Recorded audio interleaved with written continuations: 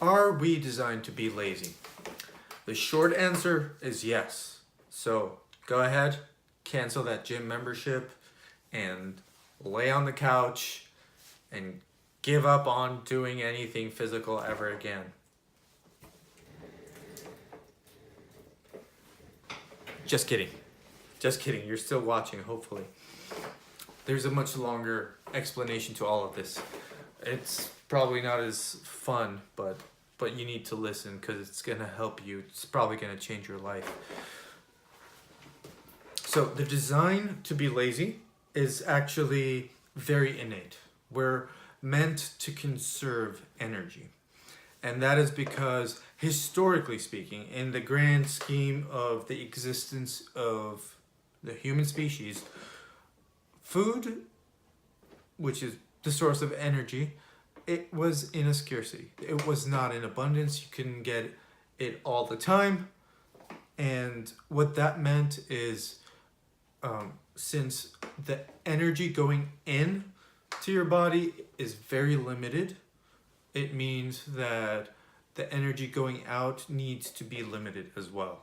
So on a very deep level, we innately knew that, and that's why whenever we could go on without having to do much, then we would definitely not do much. So the motivators, there were very, very strong motivators that would actually get us up and get us going. There were negative and positive motivators. The positive motivator is gotta eat. So when you need to eat, what do? You get up, you get off the couch, and you go run, chase a gazelle, or climb up a tree and pick up some fruit, forage for berries, crack some nuts, coconuts. It was a physically demanding aspect of things, and it got us going. Now, the negative aspect is when we're running, we're escaping death, pretty much. So you could think of our hunter-gatherer ancestors. So they're chilling, and all of a sudden, boom, tiger comes out, chasing, big epic chase scene, music in the background, but then music wasn't very as sophisticated, but you get the picture. The whole chase, or climbing up the tree to try to get away from a predator, or it could have been back during the hunter-gatherer times. Tribes were at war, so the neighboring village decided to have your head on a pike, but you didn't really want that because we're designed to want our heads on our shoulders. So we put up either a fight or escape, but all these things were motivators for us to get off the couch and to actually do something very physically strenuous.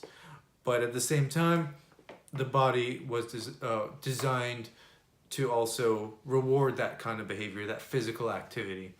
So physical activity has a whole host, a whole plethora of things other than the very known positive aspect, which is just looking good. The aesthetics aspect, let's face it, it's a really good side effect, but it's not the end-all be-all.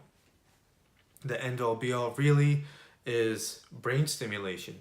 So there is copious research that shows that there's cortical stimulation from action. So physical action has that direct impact on your brain. Another thing is bone density. Bone density studies show people who are active tend to have a better bone density reading, and that's because when, let's say for example, something super basic, running. When you're running, your feet is making that impact into the ground, and it's sending that vibration, that wave, that impact wave into throughout the rest of your bone, throughout the shaft, and that stimulates osteophytic production. So you have the matrix actually starts to get more dense, and you have a stronger bone structure. So, and this is something obviously that as you get older becomes way more important, and your chances of breaking a hip or breaking something, doing something, would drastically get less. Other aspects, of course, there's the cardiovascular. That's a very popular one. You know, you're stimulating the heart, you're strengthening that heart, but you're also, you know, pumping all that blood through the vessels. So you're also helping with that, in terms of clearing debris. And another thing is the lymphatic system. That is something that is not as popular, but it's definitely common fact. Grab any physiology book. You'll see that we actually have, if we're talking about vessels in the body, there are three. Everyone knows the artery is what carries the oxygenated blood, veins carries the deoxygenated blood, but there's also the lymphatic system. So the lymphatic system is basically the body sewer. It's the sewage. So that carries debris across the body through networks, and when they get backed up, so think of getting cold. When you have a cold, you have those lymph nodules that are swollen. They're also in your armpits. They're concentrated networks there. There's also in the groin area. So that's where they tend to focus and where the swelling tends to happen when you're under the weather. And that's because they're really backed up, they get clogged up, and you know, it's a matter of getting a lymphatic massage during that is actually super helpful. But that is also another one of those super not popular facts about working out. So that's really something useful and something you should know. Of course, there's a hormonal aspect. So if you think of the endocrine system, the endorphins. So endorphins are a hormone. They're the happy hormone. That when they talk about getting a runner's high, that's basically because your body is releasing that as a reward system, and it does feel good and it does help kill some of the pain. That's why marathoners don't realize how much impact they've done on their body. That, and of course combination with adrenaline also is a painkiller, because when you're running from something or towards something, the body is in a more survivalist aspect of our design. So obviously the benefits are amazing, and there's a plethora of benefits. Now, knowing all this, I think it's empowering.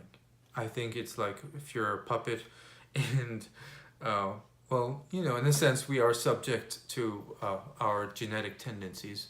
So once you could see the strings, you're more empowered. You're more able to not necessarily rely on that, but you could rely on yourself a little more, and I think that's a great thing. So of course, in the modern times, you just have to kind of commit. You just create a commitment. Just don't overwhelm yourself. Don't make huge extravagant goals that will make you just throw your hands up and quit before even starting. So wherever you are, just take it up a notch. Or, you know, it could be as simple as a walk around your neighborhood. Just do that. So don't intimidate yourself before starting. I know that it's easy to do that. I've been there. But it's definitely, wherever you are, there is no right or wrong. Just don't compare yourself to the neighbors. Don't compare yourself to family member, friend, significant other, wherever they are. You know, everyone's on their own journey. You're just competing with where you were the day prior. So that's one of the best mindsets that I could bring into this. And since I have fairly above average knowledge in the subconscious aspect, just because of the training, my background in the hypnotherapy training, so I'd like to throw that in as well in order to help move you towards whatever we talked about in the video. So hopefully that came to help you out. I would love to hear a comment, questions. What do I cover? Because I'm on a 10-day challenge right now. and this is just day 2, so I'm gonna run out of topics. So anything you throw my way, I'm gonna appreciate it. Thank you very much and have a great night.